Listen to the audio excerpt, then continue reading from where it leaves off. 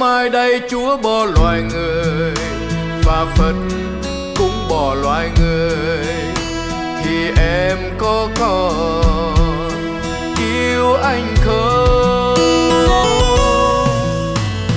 Nếu mai đây Chúa hận loài người và Phật cũng hận loài người, thì xin em chớ phụ tình tôi. Trái đất thiếu vắng người, vạn vật sống chia ly, trái đất mất anh rồi sẽ đau thương cả cuộc đời. Thì xin người đừng bỏ tôi, xin người đừng phụ tôi. Trái đất thiếu vắng người, vạn vật sống chia ly, trái đất mất anh rồi sẽ đau thương cả cuộc đời. Thì xin người đừng bỏ tôi, xin người hãy cùng tôi. Khi đất đã bạc màu, đồi núi dần đã heo mòn, dòng sông không còn mênh mông, thì tình yêu chồng đã lên mông.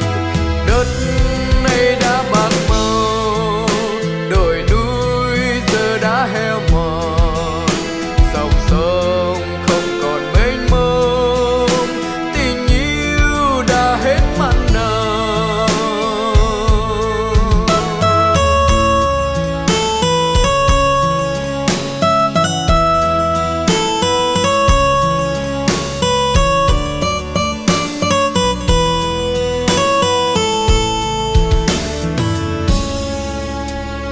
Nếu mai đây Chúa bỏ loài người và Phật cũng bỏ loài người, thì em có còn yêu anh không?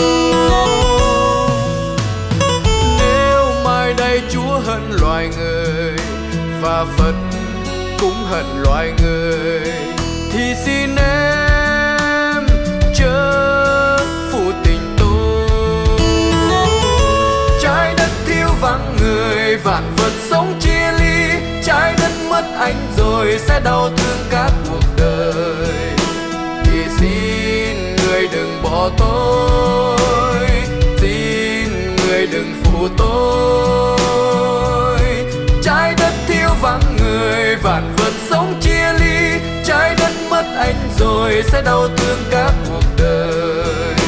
Thì xin người đừng bỏ tôi, xin người hãy cùng tôi. Khi đất đã bạc màu, đồi núi dần đã heo mòn, dòng sông không còn mênh mông, thì tình yêu chồng đã lên mông. Đất này đã bạc màu, đồi núi giờ đã heo mòn,